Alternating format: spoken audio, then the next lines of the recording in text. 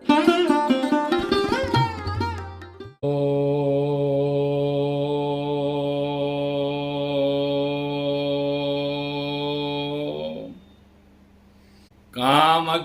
कामदां श्यामां कामरूपां मनोरमां ईश्वरीं त्वामहं वन्दे दुर्गा दुर्गतिनाशिनीं त्रिनेत्रां हास्यसंयुक्तां सर्वालंकारभूषितां बीजियां त्वामहं वन्दे दुर्गा दुर्गतिनाशिनीं।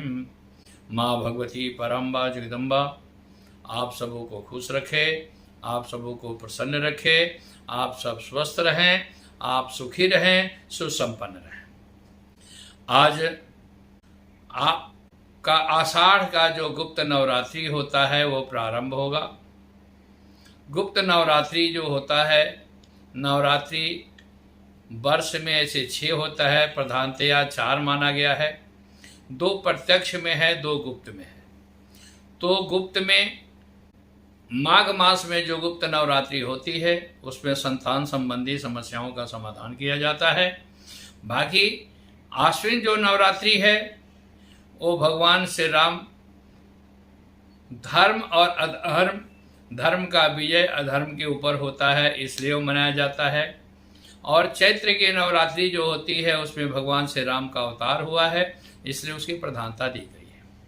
तो यह आषाढ़ की जो गुप्त नवरात्रि है ये 6 तारीख से प्रारंभ हो रहा है।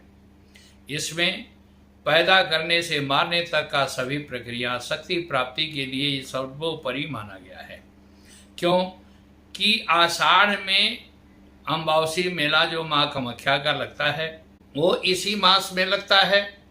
तो इसलिए माँ भगवती का अभी अभी मेला समाप्त हुआ है। अमावसी का कुछ दिन पहले 22 से 25 तक था जून में।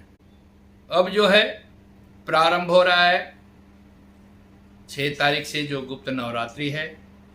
इसमें सत्ता संबंधी का प्रयोग, इसमें शक्ति उपार्जन का प्रयोग, क्योंकि इस नवरात्रि में भगवान श्री कृष्ण के लिए जब स्यमंतक मणि का कलंक लगा था तो उस कलंक को मिटाने के लिए भगवान श्री कृष्ण जब सत्राजित राजा श्रीमद् भागवत के कथा में आता है स्यमंतक मणि का आख्यान, तो उसमें स्यमंतक मणि को जो है सो सत्राजित राजा ने बड़ा तपस्या करके और उसको सूर्य देव से प्राप्त किए थे। उस मणि की विशेषता थी कि 8 मन का भार, 4 भार नित्य प्रति सोना देता था। चमक सूर्य का दिया हुआ था, इसलिए अत्यंत ही चमकदार होता था।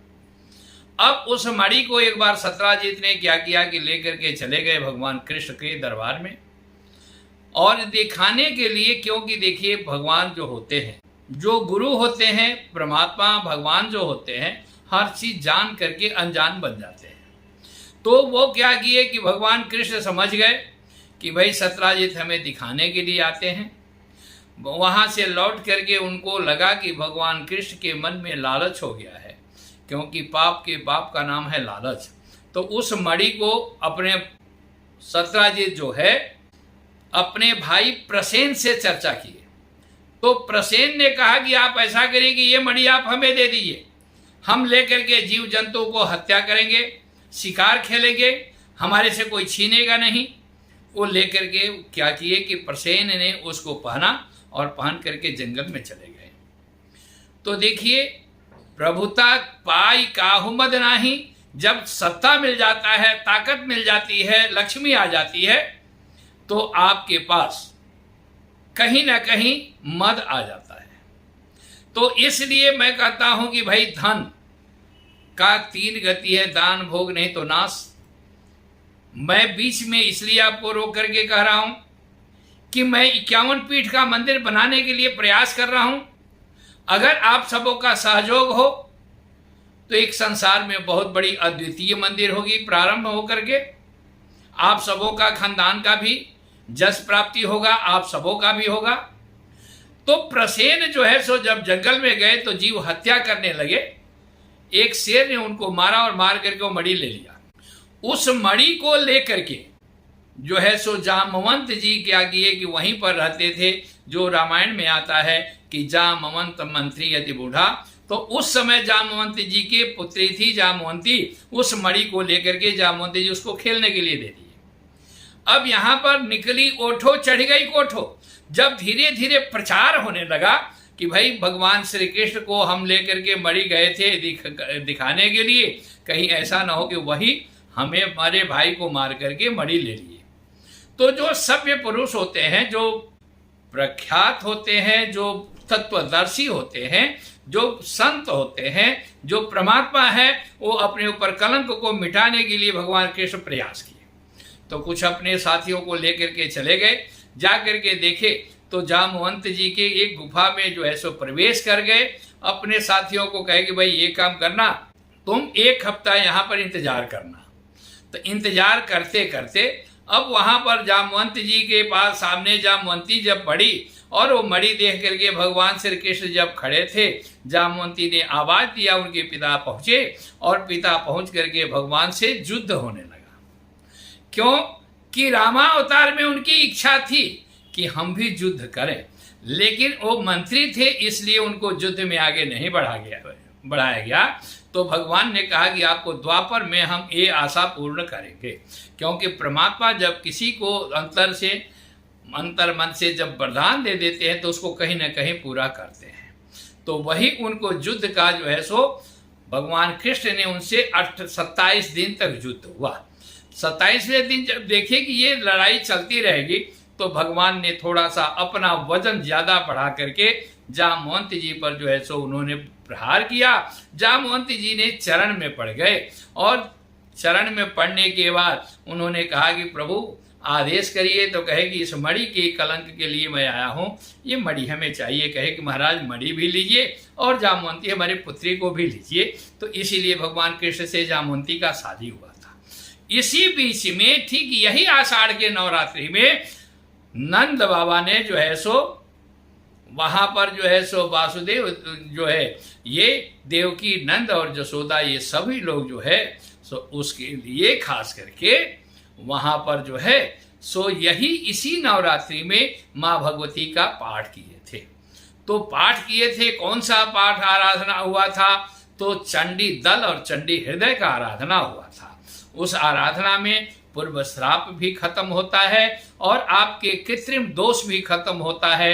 इसीलिए जिस रोज पूर्णाहुति हुआ उस रोज पूर्णाहुति के दिन ही भगवान कृष्ण ने जो है सो जामवंती के साथ आए और आकर के खुशी से अपने सारे मंगल गान हुआ, सभी लोग रहे।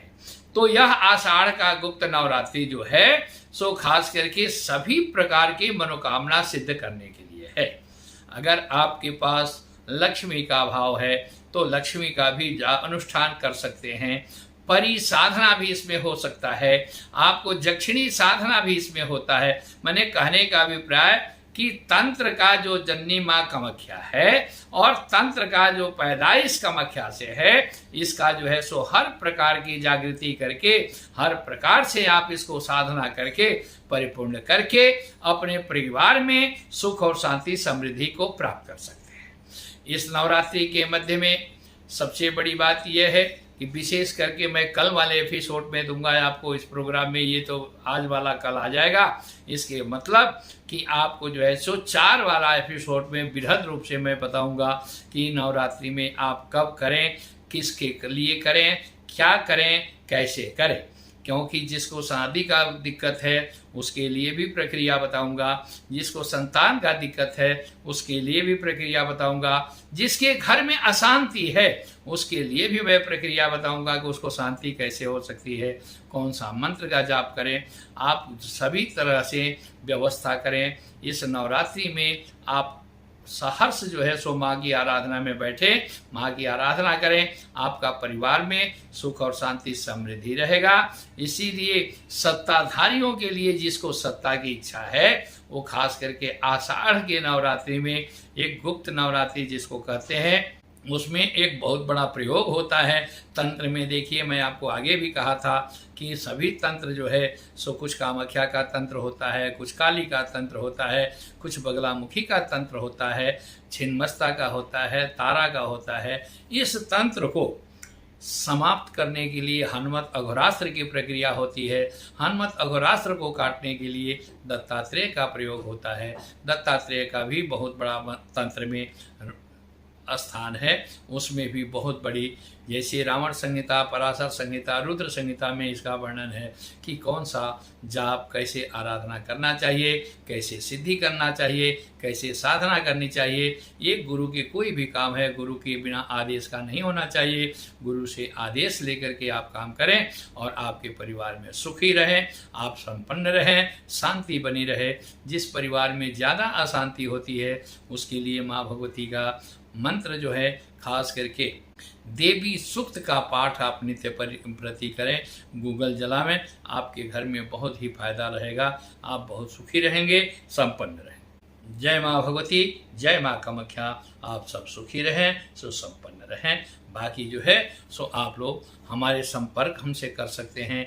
जिसको कोई प्रोग्राम विशेष करना है उसके लिए भी मैं प्रयास करूंगा। इसके बाद से मैं एक और चीज़ सोच रहा हूं कि बहुत दिन हो गया माँ का पूजा किए हुए, 1.25 लाख फल फूल से, तो एक बार मैं सोच रहा हूं कि अभी तो गुप्त नवरात्रि में मैं कामाख्या में हूं, मैं गुप्त नवरात्रि कामाख्या में ही बिताऊंगा। इसके बाद से श्रावण में मैं प्रयास करूंगा कि भगवान शिव का या जो है सो माँ भगवती परम्बा जगदम्बा का मैं पूजन विधिवत करूँ। धन्यवाद। जय माँ कामाख्या।